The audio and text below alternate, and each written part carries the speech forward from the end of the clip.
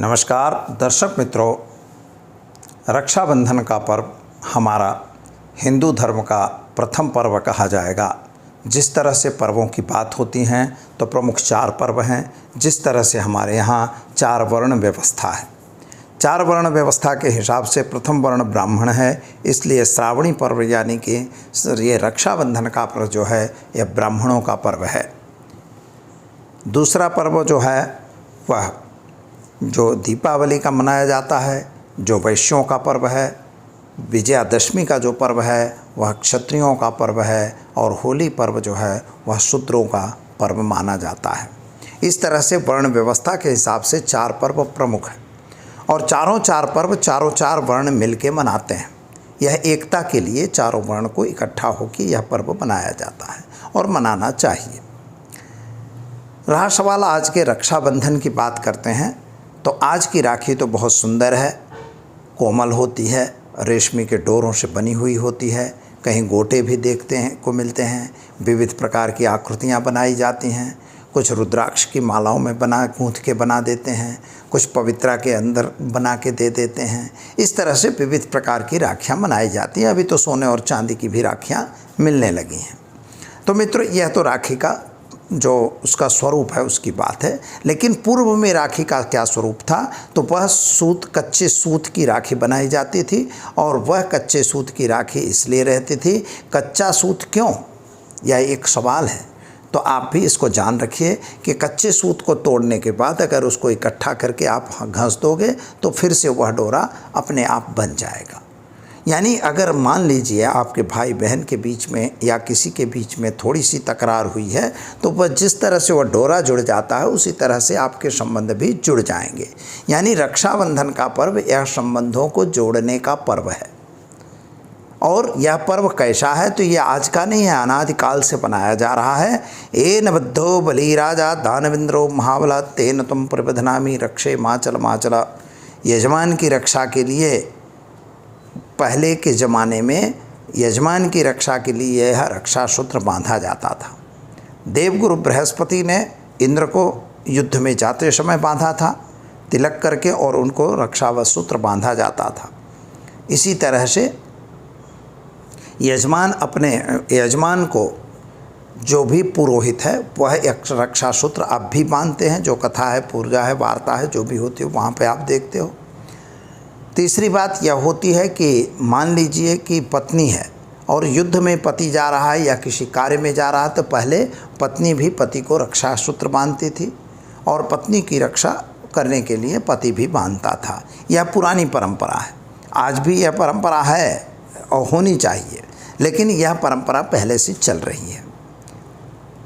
जब भगवान विष्णु को बलि राजा ने अपने यहाँ मतलब द्वारपाल के रूप में नियुक्त कर दिया, बोले महाराज जब भी मैं उठूं तब हमारा आपका दर्शन हो, क्योंकि जब पूरी पृथ्वी जो बलि राजा ने अर्जित की थी तो भगवान ने 3 नाप में 52 स्वरूप लेकर और 3 पैरों में नाप लिया था।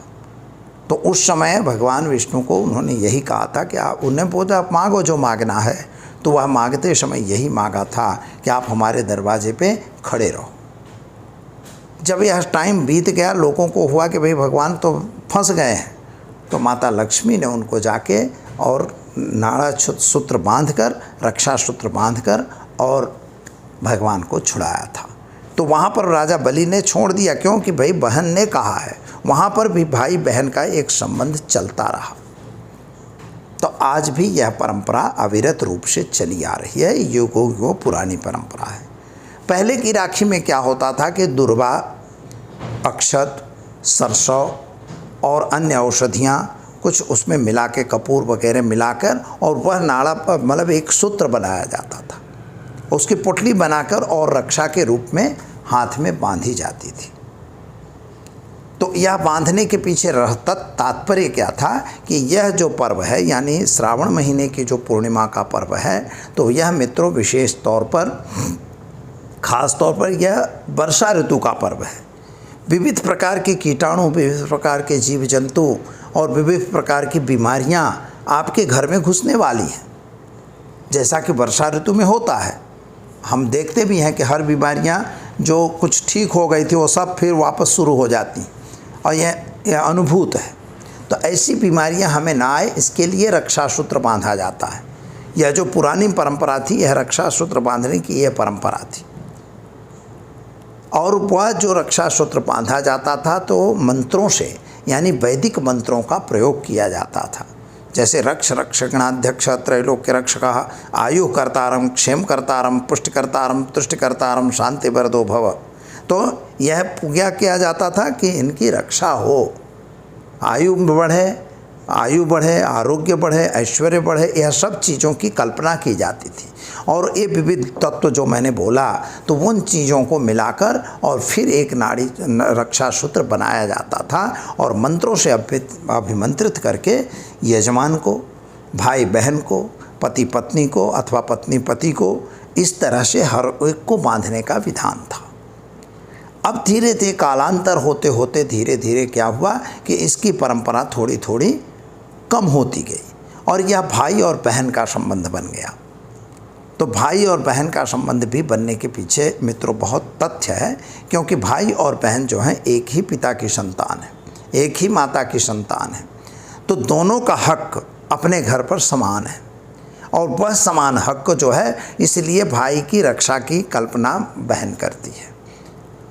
और आजकल का जो विधान है, तो 2 पर्व मनाए जाते हैं भाई बहन के लिए, एक भाई द्विज का और एक श्रावणी का, यानी पूर्णिमा का, जिसे हम रक्षाबंधन कहते हैं। बहन अपने भाई के घर जाती है, क्योंकि वर्षा ऋतु का समय है। भाई की स्थिति क्या है यह देखने जाती है, उसके यहाँ अनाज पानी हुआ है या नहीं, होगा या नहीं, बोया गया या नहीं, घर मकान में पानी तो नहीं भर गया, यह सब चीज़ों को देखने का एक यह अवसर है। और यह श्रावण का महीना तो पर्वों का महीना है, तो बहनें तो लगभग आके वहीं रहती भी हैं, 10-10 दिन, 8-8 दिन, 15-15 दिन वहाँ निवास भी करती हैं। तो यह भी एक स्थिति अच्छी बनती है। तो भाई और बहन के प्रेम को अगाध रूप से, यानी व्यवस्थित रूप से चलता रहे, यह एक देखने का पर्व भी यही हुआ। तो भाई की स्थिति को देखने के लिए भी बहन आती है, इसलिए बहन भाई के घर जाके रक्षा सूत्र बांधती है कि तुम्हारी रक्षा हो, तुम्हारा कल्याण हो, तुम्हारे घर में धन और धान्य की वृद्धि हो। तो यह परंपरा हमारी वर्षों से चली आ रही है। कालांतर में क्या हुआ कि इसमें थोड़ा थोड़ा परिवर्तन होते गया और यह परिवर्तन होते होते भाई बहन तक यह सीमित हो गया। लेकिन आज भी अगर आपके घर में कथा वार्ता पूजा कुछ भी है, तो एक जो पुरोहित होते हैं वे आपके हाथ में रक्षा सूत्र बांधते हैं। तो वही रक्षा सूत्र जरूरी है, क्योंकि आपकी रक्षा के लिए बांधा जाता है। तो मित्रों, यह रक्षा बंधन का पर्व है। आज की राखी की जहाँ बात हो रही है, तो कुछ लोग ये कह रहे हैं कि भाई हुमायूं को कर्णावती ने राखी भेजी थी, क्योंकि बहादुर शाह जब उन पर आक्रमण किया तो उन्होंने राखी भेजी थी। यद्यपि स्थिति यह बनी थी कि उनको मतलब देहांत उनका करना पड़ा था, यानी जौहर करना पड़ा था, लेकिन हुमायूं वहाँ से लड़ने आया था। उसके भी मन में एक भाव आया कि एक बहन ने मुझे बुलाया है, हमें जाना चाहिए। यह पर्व किसी धर्म से लेना देना नहीं होता, विशेषतः हिंदू धर्म का पर्व है, सनातन धर्म का पर्व है। लेकिन फिर भी आप मुस्लिम भाई बहन भी बांध सकते हैं।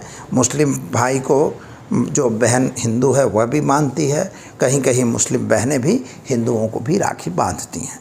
तो यह जो पर्व है यह सनातन पर्व है। सनातन पर्व का मतलब होता है किसी विशेष धर्म से नहीं होता, यह सनातनी धर्मों का पर्व है और यह पर्व हमें मनाना चाहिए। मित्रों, इसमें कैसी राखी बांधना चाहिए यह भी सवाल होता है। तो विशेष तौर पर राशि के हिसाब से अगर देखा जाए तो जो मेष राशि वाले जातक हैं उनको पीले, लाल और केसरी रंग की राखी के डोरे में राखी बांधनी चाहिए। और अगर वृषभ राशि के हैं तो उन्हें पीले या सफ़ेद रंग की राखी बांधनी चाहिए, बादामी भी चल सकती है। इस तरह से जैसे मिथुन रंग के हैं तो हरी या ब्लू कलर की राखी उनको बांधनी चाहिए। कर्क राशि के अगर हैं तो उन्हें पीली और सफ़ेद राखी आपको बांधनी चाहिए।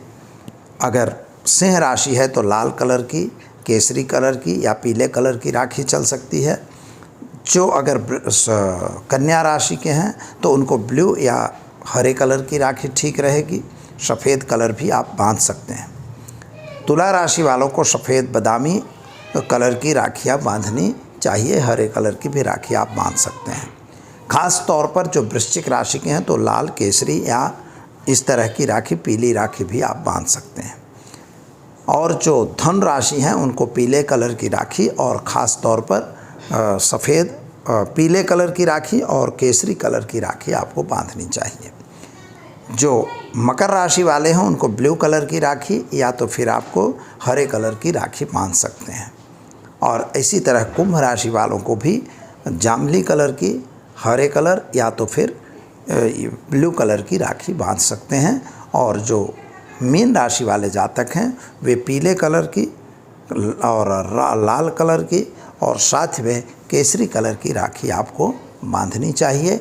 ऐसा बांधने से अच्छा रहता है। यानी राखी कैसे कलर की है इसका इम्पोर्टेंट नहीं है, उसका जो डोरा होता है, जो धागा होता है वह इम्पोर्टेंट है। और हमें वह धागा के प्रमाण की हेर ढूंढकर और हमारे भाइयों को आपको बांधना चाहिए। भाइयों की फ़र्ज यह होती है कि बहन की रक्षा अंतिम बूंद, खून की अंतिम बूंद तक करनी चाहिए। बहन पर अगर किसी प्रकार का कष्ट आ गया है तो भाई को अविरत उसके लिए लड़ना चाहिए, उसकी रक्षा करनी चाहिए। यही हमारा कृत संकल्प होना चाहिए। ऐसा नहीं है कि हमने कोई गिफ्ट दे दी और हम बहन से मुक्त हो गए, ऐसा नहीं होता। चाहे उसको आर्थिक तकलीफ़ होती है, शारीरिक तकलीफ़ होती है या घर में कोई तकलीफ़ है, किसी बीमारी में है, चाहे जिस प्रकार का भी कष्ट है, चाहे उसके आन बान शान का किसी प्रकार का अगर कष्ट है, तो मित्रों आपको अपनी बहन की रक्षा के लिए हरदम तत्पर रहना चाहिए। और यही यह पर्व का सबसे बड़ा आशय है और सबसे बड़ा इसका उद्देश्य है। और हमें इस उद्देश्य की पूर्ति अवश्य करनी चाहिए। आज हम कृत संकल्प होते हैं कि हम अपनी बहन की रक्षा करने के लिए हम अपना सर्वस्व लुटा सकते हैं। तो मित्रों, वीडियो आपको कैसा लगा? इसे अगर अच्छा लगता है तो लाइक करिए, शेयर करिए और कमेंट बॉक्स में अपनी कमेंट ज़रूर भेजिए। दीजिए दुर्गा प्रसाद शास्त्री को इजाज़त। नमस्कार।